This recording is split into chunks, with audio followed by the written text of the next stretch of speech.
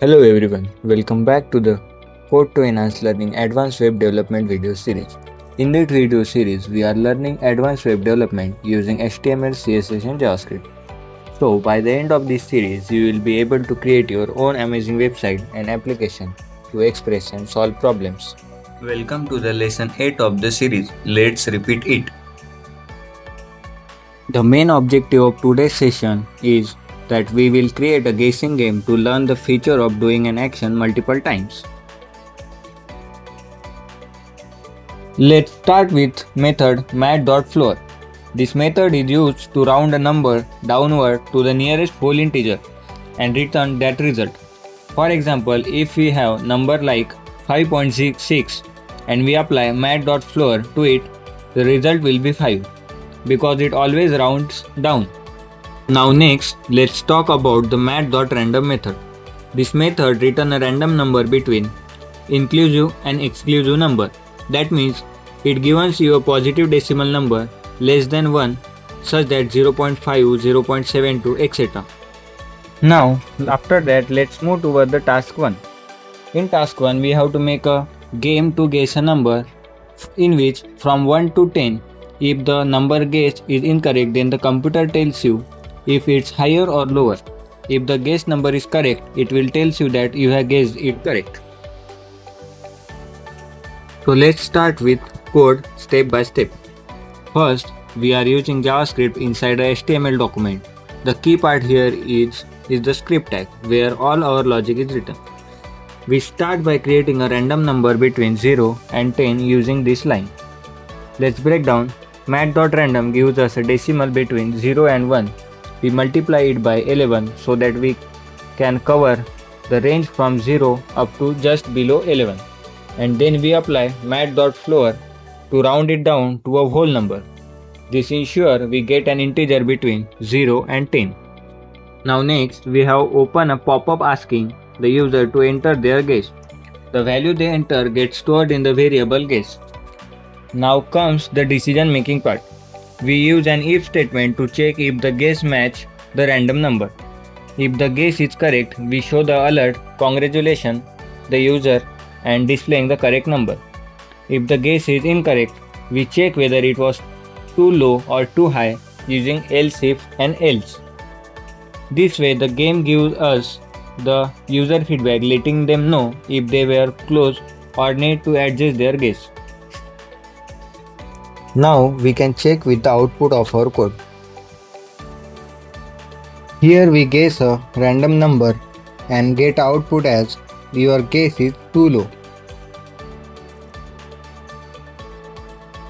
We are learning about the loops in a JavaScript. Sometimes we need to repeat the same code many times. For example, in the guessing game, instead of giving the player only one chance to guess the number, we might want to give them 5 chances. Without loop, we would have to write the same guess checking code 5 times, which is lot of extra work. That's why I used loops.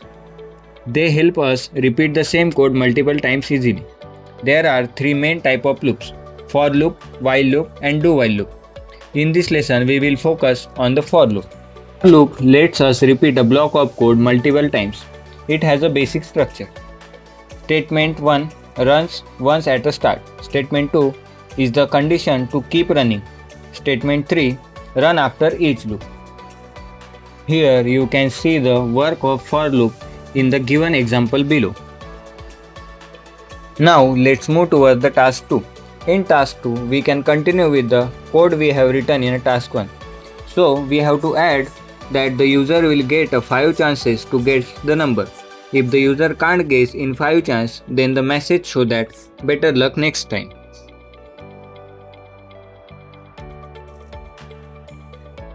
Here, starting with the code, we first create a random number between 0 and 10 using mat.floor and mat.random method.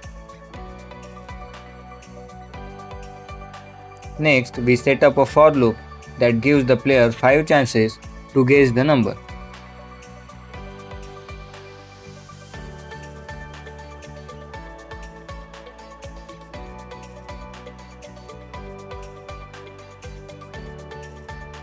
Inside the loop, we use prompt method to ask the player for their guess.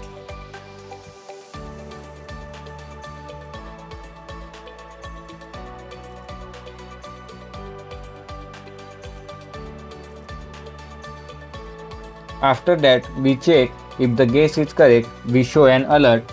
Your guess is right, the number is, and we use break to exit the loop.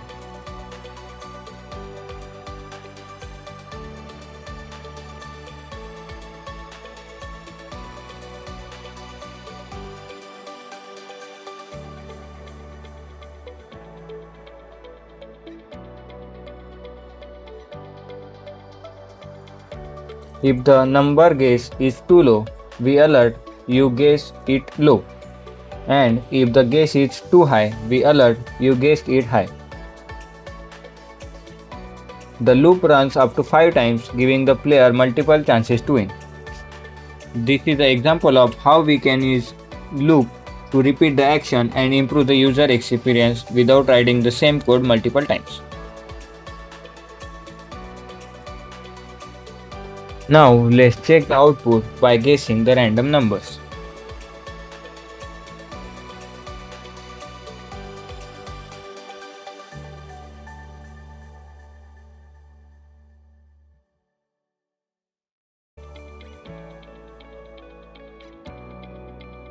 Now we can move towards the last part of today's session, that is quiz.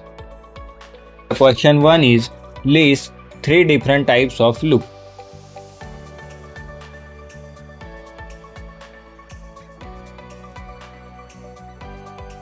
And the answer is for loop, while loop and do while loop.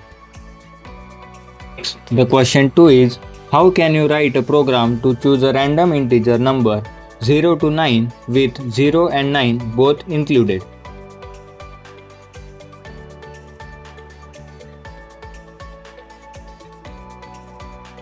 And the correct answer is option B.